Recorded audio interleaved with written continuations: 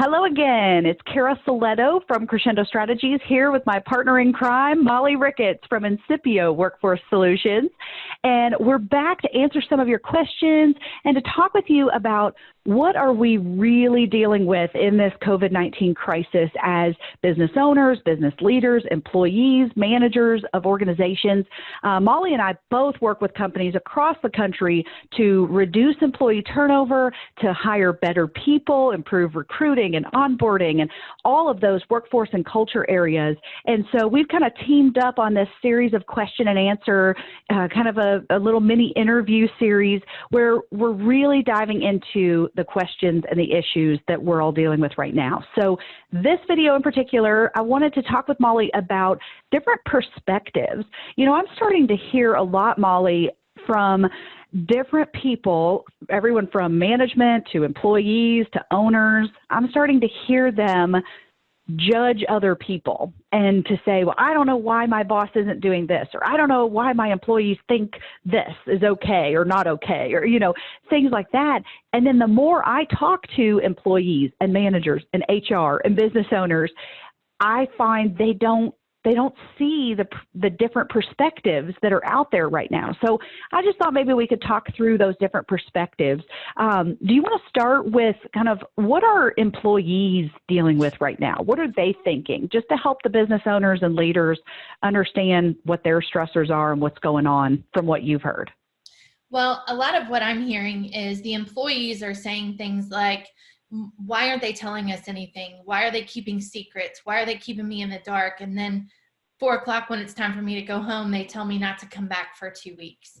You know, why can't they share these things with me? And, you know, I've heard it said before, managers think, oh, well, people are just working, status quo. There's no need to communicate. There is no message to send. Well, if you're not telling them the message, they're making their own message.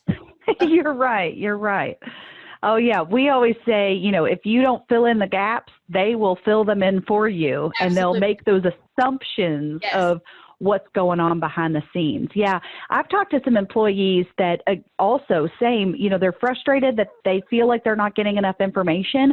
But another interesting thing is one particular employee that I talked to from a small business, she said, Cara, I have ideas.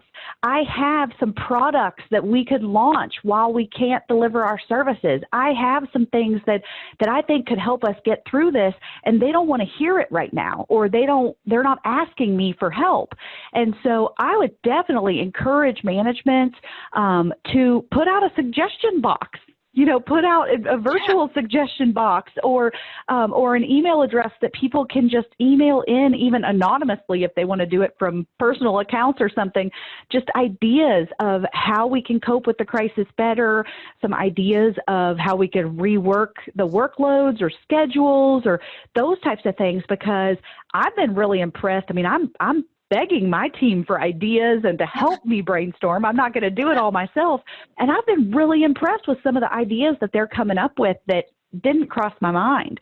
So I definitely think we need to be listening to the employees, also communicating what our plans and things are. And I mean, come on, we can't tell them, well, we're planning a layoff, we're just picking which day. You know, I mean, we can't be that transparent like that, but we can certainly let folks know, you know, how many months of cushion we have, if that's the plan. Right now, I think I mentioned on a previous call, we have a June 1st metric that we're looking to hit, and then we'll have to make changes if we're not there. And then we have an August 1st metric that we have to hit, and my team knows that. So they know everybody's fine until June 1st, when we will communicate the next plan, the next stage, whether it's, you know, low, same, or better, you know, that kind of thing. So, yeah, absolutely. Molly, what are you hearing from managers? What do you think the managers are dealing with and struggling with and frustrated by right now? Well, I think they're stuck in the middle, right, between the non-exempt and their senior leaders, right? They're trying to keep status quo, and what does that even mean anymore, right? So you've got Totally. some people that have been, they're put on, what do you call, just the lower hours? You know, they've gone from 40 hours to 25 or 30. So they're Yeah. working with a lighter crew.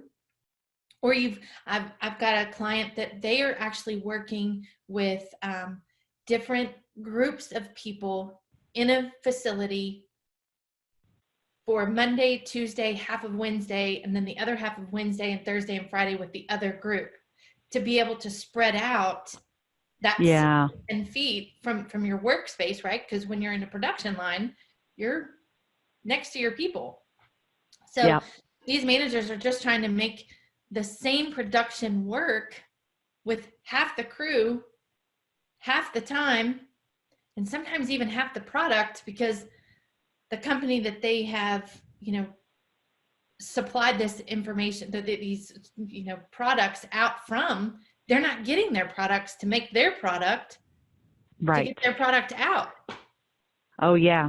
I see a lot of the managers that are worried about the supply chain, as you're Yes, talking about. I mean, supply chain. not being able to get those raw materials or the Right. components that they need for their step, and they're in a holding pattern for that.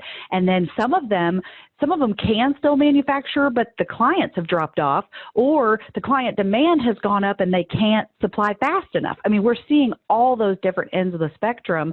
And then, so that's the on-site type of managers. Then you got this whole other bucket of managers working remote, and that have a whole new remote workforce that is driving people crazy. Now, Molly and I, we're pros at this remote thing because we've been doing that for years. If you need any tips on that, watch our other work from home video. but yeah, if you aren't used to that, one thing that we have taught in our management classes for years is that visibility doesn't always equal productivity anymore when you're talking about desk jobs and service workers or information workers and whatnot. And so for us, trying to get somebody who was used to seeing their people come in at 8 and leave at 5 or whatever those hours were, we have to shift the mindset of the managers that it needs to just be about results. It's got to be about, I'm moving the project forward. Don't worry about how many hours I'm working. It's about the results of, I'm going to get the job done. And with that said, there's a huge issue right now with a lot of people having children at home. So we also have to be very realistic about how much can people actually get done if you're managing these remote folks. And I know for me, I have one person on my staff is taking advantage of this FMLA childcare extension, which we learned could be used part-time. So she doesn't have to completely go out of work to use that, but she is the sole caregiver for her 2 kids that she has at home. And because her husband's working outside the home all day is what I mean. And so she can't get her full-time job done with a 5-year-old and 8-year-old. And so we've worked out kind of a part-time schedule for her to be able to take advantage of the opportunity for that childcare option. But she wants to work. She really does. She wants to still be productive and not have to pass her projects off to other people, that type of thing. So just work with your people on those kind of options as well. But I think the management really needs to make sure that they're checking in with folks. And also checking in emotionally, but also now might be a good time to mentor and train some people on things that they didn't know as well as that you could call them once or twice a week for that. So yeah, any other thoughts on management, or what about HR? What's HR dealing with right now? Oh man. So we've got we've got a couple of examples here for you, but I'll just go with the one that I think has spoken the loudest of all of this so far. HR is trying to manage the process for compliance in all of this. Yep. All the while, what do you do? Do you keep them employed and, from some people's perspectives, in danger? Or do you take the lighter crew? Do you propose the idea of, instead of 40 people on a line, you're going to go with 20 people on a line? Is it an opportunity to then look at how do we balance the government assistance that's being proposed out there for everyone, and keeping people loyal to staying when you have an essential business. So while managers are trying to keep production going, HR is trying to manage compliance and keep everyone happy while they themselves are in such uncharted waters in 4 or 5 different levels of the business to Right. support and look at the workforce across the board. So, you know, making that call and being that person to say, this is what we need to do and this is how it needs to happen to the managers and the senior leaders and owners and executives, when each of them are thinking in different buckets of priority with the business, right? How do I keep the lights on? Well, HR is making sure that those people are going to come back when this is all over. Yes. Absolutely. That compliance piece is huge. And I'm seeing a ton of them changing policies right now. Yes. You know, they're figuring out work from home policies, and then they're editing the PTO policies of what it can and can't be used for. And of course, the FMLA extension, trying to stay on top of not only who qualifies and getting the right information out to our staff when it's required, but also trying to mitigate people taking advantage of any of those systems. I mean, I don't know about you, but I had clients who had FMLA abuse before the FMLA extension. And so they worried about people like figuring out the system and taking advantage of taking days off or keeping their job when they really should have been fired, you know, I mean, according to the company's perspective. And now you're seeing this new extension with the child care and the COVID sickness applications and whatnot. And so I do have some HR friends who are worried about how many people are going to take advantage of that. And I've even had a friend who just came off of maternity leave and is now, even with the extensions, is pretty much out of FMLA because she just happened to have used all of her traditional FMLA for having her child. So she has a little bit, I think maybe a 2-week more extension if she needs it, if she were to get sick or need to care for somebody. But just even the HR person navigating all of those nuances of what about a person with this? What about that? What about, you know, does this apply? How do you apply? All of those things I think are crazy. And you're right. They're trying to think about how do we, if we have to let people go or furlough or any of those things, how do we get them to come back? How do we do it in a gentle way and, you know, and keep that relationship strong if possible? So, well, let's wrap up here with the kind of owner executive view, because I feel like sometimes management or employees and even HR, sometimes we're so in our job and in our functions and responsibilities that sometimes we don't know how to see or haven't been exposed to that bigger picture. And what is a business owner thinking right now? They're not thinking the same exact thing as employees and managers. Where's their head, do you think? Well, one thing that I've noticed over the last week, especially, if you don't have a strong team around you. I'm so grateful that I realized my weaknesses early on, and I hire people based on those weaknesses and know that they're going to take care of those areas that I am poor in. That's been huge. And empowering that leadership team to come together and have those brainstorming conversations, sometimes daily. You're solving problems better, faster, and not in a silo, because it's so easy to get wrapped up in the news. And if you allow yourself to get stumbled by all of the stuff you see on social media, you're making your leadership decisions, your ownership decisions based on what could be fake news, right? You're trying to make sure that you've got your PPP, your EDL, your SFMLA, your the other acronyms that we come up with over the last 3 weeks, and making sure that you're keeping the business running. Yeah. So it's so easy to lose sight of sometimes the frontline workers as the business owner, the executive, and making your decisions, trying to do what's best across the board so you can keep going even beyond May 31st. Right. Yeah, and I think there's a general consensus that May now is going to be a down month in addition to April. So, we're recording this early April, but we're looking at least 7 or 8 weeks. Now, in Indiana, they've called off schools all across the state for the rest of the year. Everyone's transitioning to e-learning. We still don't know what's going to happen with summer programs and things.